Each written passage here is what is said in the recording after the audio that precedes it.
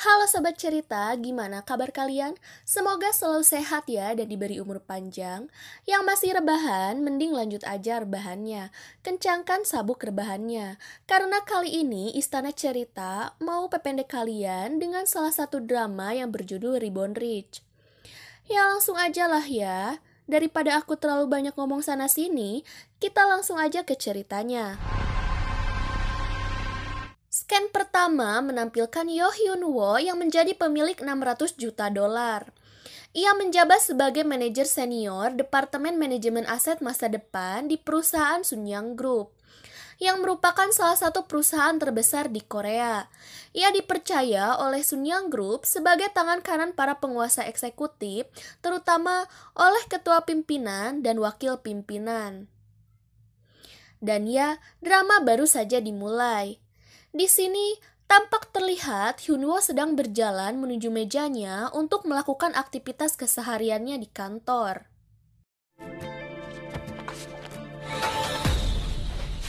Sementara itu, pimpinan Sunyong Group, Jin Yong-ki, sedang dikerubungi wartawan karena diduga terlibat kasus melakukan manipulasi saham, pelanggaran, dan penggelapan. Ia terlihat dikerubungi wartawan dengan cercaan berbagai pertanyaan. Sementara di kantor kejaksaan, Jaksa Son Min Yong, ini parasnya, yang mencoba menganalisis kasus grup Sunyang. Ia tampak takjub bagaimana pimpinan dan para eksekutif grup Sunyang bisa lolos dari berbagai pelanggaran profesional dengan menggunakan kekuasaan dan kekuatan uang. Ia mempertanyakan bagaimana kinerja Departemen Kehakiman yang embel-embelnya sih memiliki slogan adil dan jujur, tetap seperti sampah dalam menangani kasus ini. Ya, tidak jauh lah ya, seperti negara Wakanda di mana kasus kejahatan, kerah putih, baik itu atas kasus pelanggaran, penggelapan, maupun korupsi, bisa lolos atau bahkan mendapatkan hukuman ringan karena disogok dengan pelicin atau pulus. Lalu, adegan berpindah, terlihat para pegawai yang sedang sibuk untuk mempersiapkan seremoni pembukaan patung Jin Yang Chul, yang merupakan pendiri pertama Sunyang Group, sekaligus upacara penetapan atau suksesi calon pimpinan baru. Di sisi lain, muncul Shin Gyong Min, ini rarainya. Ia memperkenalkan diri sebagai asisten manajer baru dari Departemen Manajemen Aset Masa Depan kepada semua orang, termasuk kepada Hyunwoo. Seremoni akan segera dimulai.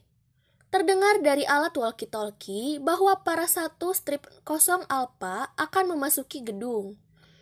Karena ia pegawai baru, Gyongmin bertanya apa maksud dari kode tersebut kepada Hyunwoo.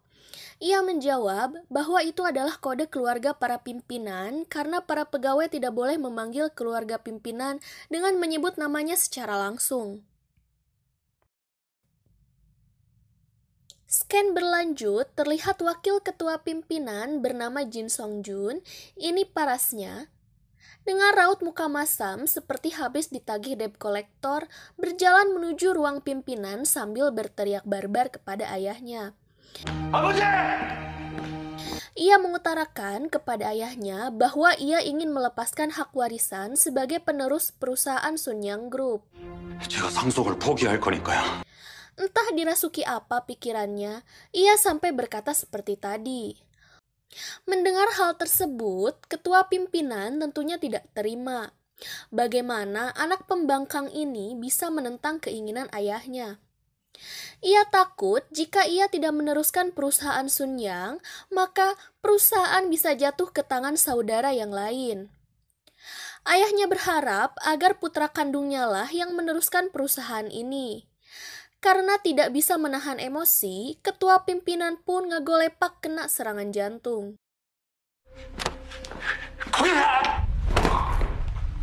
Bukannya menolong, Songjun ini malah ngahuleng matung melihat ayahnya yang hampir sekaratul maut. Dari luar, Hyunwoo mengetuk pintu untuk menjemput pimpinan karena acara akan segera dimulai.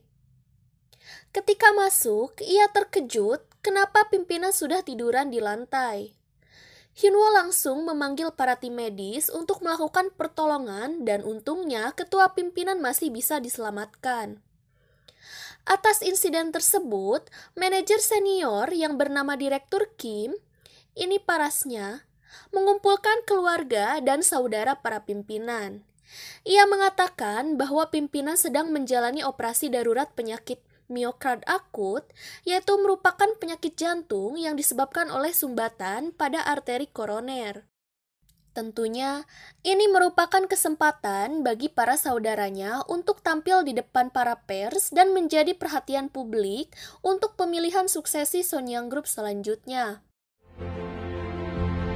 Adegan berpindah tampak istri wakil presiden bernama Myo Hyun Min, ini parasnya, memanggil Hyun Woo dan mengancam Hyun Woo agar segera mencari Song Joon.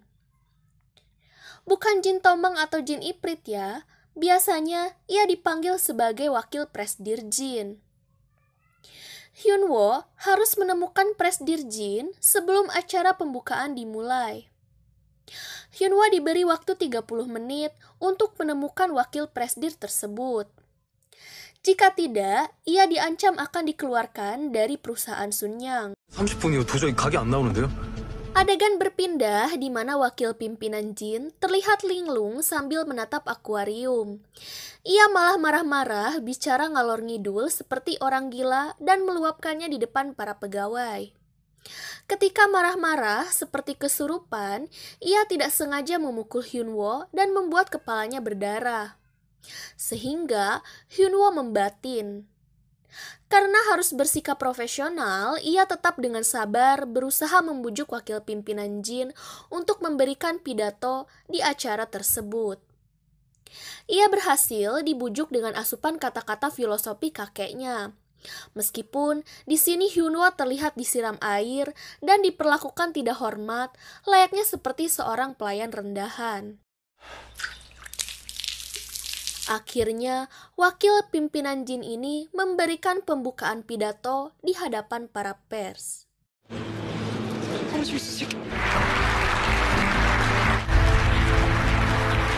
Scan beralih, tampak Hyun Woo sedang di kantin kantor untuk nongkrong dan makan siang. Ketika sedang menunggu minyak bekah atau matang, Hyun Woo tidak sengaja mendengar rekan kerjanya yang membicarakan ia di belakang. Para karyawan lain ini bergosip seperti emak-emak. Mereka membicarakan tentang luka yang ada di dahi Hyun Woo dan menggosip betapa kejamnya Alpa 11 yang memperlakukan Hyun Woo seperti pembantu atau sarung tangan kotor, bukan seperti tangan kanan pimpinan. Dan mereka menghina Hyun Woo karena ia dirasa tidak berkualifikasi yang hanya lulusan SMA. Ia juga dibilang bodoh karena berani mempertaruhkan hidupnya karena tidak punya keahlian lain dan terpaksa bertahan di Sunyang Group. Mendengar gosipan itu, di balik tembok, Hyun Woo hanya menyeringai. Karena ada panggilan telepon, Hyun Woo langsung menuju rumah sakit. Setelah sampai, anehnya, dengan jabatannya sebagai manajer, Hyun Woo malah disuruh jadi tukang servis kloset oleh istri pimpinan. Dengan gaya bak sosialita angkuh, ia malah mencerca dan merendahkan Hyun Woo. Sungguh keterlaluan ya nenek sihir ini. Setelah dari tugasnya, ia mendapat panggilan dari ayahnya. Hyun Woo bergegas menuju rumah untuk memperingati hari kematian ibunya. Awalnya, tampak akrab mengobrol biasa seperti keluarga pada umumnya. Tetapi, setelah ayahnya menyinggung bahwa Hyun Woo harus memikirkan hidupnya sendiri dan segera menikah serta punya anak agar menurut bapaknya itu bisa menjadi pria bermartabat. Hyun Woo tampak tersinggung ketika ayahnya membicarakan itu. Mungkin, apa ia berencana tidak menikah seperti mindset para anak-anak kaum modern dan independen zaman sekarang ya? Entahlah, tetapi di sini ia beralasan bahwa marahnya itu karena membicarakan hal tersebut di hari memperingati kematian mendiang ibunya. Keesokan harinya datang dari kejaksaan yang sedang menggeledah kantor Sunyang untuk melanjutkan menganalisa kasus manipulasi saham, pelanggaran, dan penggelapan. Terlihat Jaksa Min Yong ini dari tim anti korupsi sedang berada di meja Hyun Woo. Tampak Hyunwoo menuju Minyong dan menanyakan surat penyitaan dan penggeledahan. Karena Hyunwoo sebagai tangan kanan keluarga Sunyang, ia menyangkal kepada jaksa So bahwa Sunyang tidak melakukan pelanggaran hukum apapun. Hyunwoo berusaha menutupi kasus kebobrokan para keluarga pimpinan dengan dalih untuk melakukan pekerjaannya dengan baik. Di sini tampak terlihat mereka 검은색 공 잡은 beradu-argumen. 검사로 이름을 알리고 싶은 건가? Scan beralih ke kantor kejaksaan setelah dianalisa beberapa aset maupun komputer yang digeledah, tidak ditemukan bukti adanya kejahatan atas kasus tersebut. 다 순양그룹의 사주와 그룹 역 Ternyata, Hyunwoo dan timnya sudah mempersiapkan rencana penghilangan bukti dengan sempurna. Atas perbuatan bejat, kasus penggelapan, dan pelanggaran para keluarga pimpinan, ia mengetahui sebelumnya bahwa dari kantor kejaksaan akan datang sehingga mempersiapkan rencana itu dengan baik, yaitu dengan cara menyimpan bukti-bukti kejahatan di ruang rahasia dan menghilangkan bukti serta mengganti semua komputer kantor dengan komputer yang baru. Setelah berhasil mengamankan bukti, Hyunwoo melaporkan kepada manajer Kim dan wakil Presdirjin bahwa bukti sudah diamankan dan jaksa kemungkinan kecil tidak akan melakukan pemeriksaan dan penggeledahan kembali. Scan selanjutnya memperlihatkan di mana Hyunwoo dan Gyeongmin menunduk untuk memberikan salam kepada keluarga Sunyang. Tetapi mereka bersikap acuh dan hanya salah satu keluarga Sunyang yang ramah kepada Hyunwoo, yaitu Jin Yong-ki. Ini rarainya, yang merupakan putra keempat almarhum pendiri Sunyang Group. Setelah melapor di perjalanan pulang, Hyunwoo dan Hyungmin bertemu dengan istri Jin Yong-ki.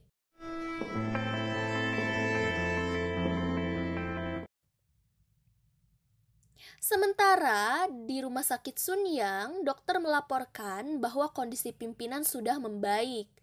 Tiba-tiba, istri Jin Yong-ki ini masuk menemui para kerabatnya. Kerabatnya tampak cuek dan malah tidak terima atas kehadirannya. Ia sempat cekcok dengan kakak ipar. Lalu Jin Dong-ki bertanya, "Ini rarainya." Ia bertanya apa maksud ia datang ke sini. Lalu menjawab bahwa 3% saham hak suaranya dapat menentukan posisi pimpinan baru jika Sunyang menjadi perusahaan induk. Ia menegaskan ingin menyelidiki tentang penyebab sebenarnya kecelakaan putranya. Istri Yongki ini sudah mencurigai di antara para kerabatnya pasti mengetahui penyebab kecelakaan putranya. Scan beralih di mana Hyungmin melaporkan penemuan dokumen aneh yang tidak ada dalam daftar pemusnahan bukti kejahatan. Lalu, ia menyerahkan dokumen tersebut kepada Hyunwoo. Ternyata, dokumen tersebut merupakan Microsunyang, yang merupakan perusahaan palsu yang telah melakukan kecurangan transaksi besar antara perusahaan mikro dengan anak perusahaannya. Yang ternyata itu sudah dilakukan lebih dari 1 dekade. Sesudah mengecek, Hyunwoo langsung melaporkan kepada manajer Kim dan menanyakan apa yang harus ia lakukan dengan dokumen tersebut. Lalu Pak Kim ini menanyakan Hyunwoo kembali, "Apakah kamu sadar apa artinya itu?" Hyunwoo menjawab, "Seseorang menyedot dana Sunyang ke luar negeri melalui perusahaan cangkang atau perusahaan palsu Microsunyang." Tanpa berpikir panjang, Pak Kim ini langsung menghancurkan dokumen tersebut. Ia menyebutkan bahwa dokumen tersebut tidak penting dan jika ada masalah pun seharusnya sejak dulu sudah diperiksa pihak internal. 대기 연도가 지난 서류일 뿐이야. Pak Kim ini malah berbalik mengancam Hyunwoo. Sepertinya ada gelagat aneh ya dari Pak Kim ini. Scan berlanjut, terlihat Hyunwoo tidak sengaja bertemu dengan wakil pimpinan. Mereka tampak berbincang. Di tengah perbincangan tersebut, wakil pimpinan Jin ini berkata bahwa ia sangat kompeten dan pantas berada di Sunyang Group. Ia berterima kasih atas kerja keras dan loyalitas Hyunwoo kepada Sunyang. Pak Jin ini labil ya, awalnya marah-marah, sekarang malah balik baikin Hyunwoo. 고마웠어, 양현 팀장. Ketika akan pulang, ia meminta waktu Presdir Jin karena ada sesuatu hal yang ingin disampaikan Hyunwoo. Scan berlanjut, tampak wakil Presdir Jin melihat foto-foto dari dokumen yang dimusnahkan. Hyunwoo dengan pintar memfoto dokumen tersebut sebelum diserahkan kepada Pak Kim. Hyunwoo melaporkan terjadi kejanggalan atas transaksi dana perusahaan mikro ke luar negeri. Jika itu terungkap, maka akan dituntut atas manipulasi saham, pelanggaran, dan penggelapan. Selain itu, rencana suksesi akan terpengaruhi. Hyunwoo mengatakan harus bertindak cepat sebelum kejaksaan mengetahuinya dan Sunyang Corporation harus menyerap asetnya. Di tengah pembicaraan, tiba-tiba Pak Kim ini datang dan menatap Hyunwoo dengan gaya senioritasnya. Wakil Presdir Jin bertanya kepada Pak Kim, "Pasti kamu mengetahui mengenai dokumen ini, bukan? Apa kamu mengetahuinya tapi tidak melaporkan atau serakah karena uang itu?" Pungkasnya. Ia melanjutkan, jika benar Pak Kim tidak mengetahuinya, berarti ia disebut sebagai pegawai tidak berkompeten. Pak Kim ini lalu mengakuinya dan membuat wakil pimpinan Jin marah dan melepaskan rencananya. Wakil pimpinan langsung memecatnya dan mengangkat Hyunwoo sebagai manajer keuangan senior Departemen Perencanaan dan Koordinasi Masa Depan. Tugas dan misi utamanya atas posisi barunya tersebut, ia harus mengambil aset dan uang Sunyang yang sudah disedot ke luar negeri. Scan selanjutnya, ternyata adegan drama yang di awal tersebut, di mana Hyunwoo melakukan misi untuk pengambilan penyerapan aset dari luar negeri ke Sunyang Corporation.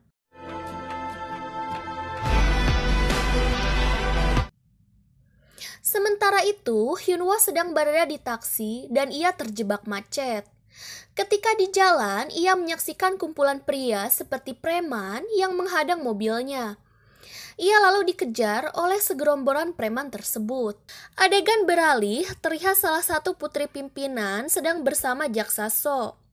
Ia meminta kerjasama untuk mendakwa Jin Sojung atas kasus pemindahan aset ke luar negeri. Adegan terlihat menampilkan Pak Kim. Ternyata setelah didepak, Pak Kim ini bisa kembali dan malah berkolusi dengan salah satu keluarga Sunyang. Setelah berhasil dibawa preman, Hyunwoo dibawa ke atas tebing. Ia tidak percaya bahwa rekannya yang ia anggap baik selama ini rela melakukan sebuah pengkhianatan atas perintah atasan. Hyunwoo lalu ditembak dan terlempar ke laut. Setelah mengalami kecelakaan itu, ia tampak terkejut. Hyunwoo kemudian terbangun pada 1987 dan mendapati dirinya masuk ke dalam tubuh Jin Do-jun, yang merupakan cucu bungsu keluarga Sunyang. Sedangkan Do-jun di masa kini menghilang secara misterius. Hyunwoo terlahir kaya dan menjadi anak putra pimpinan keempat. 진영철 회장?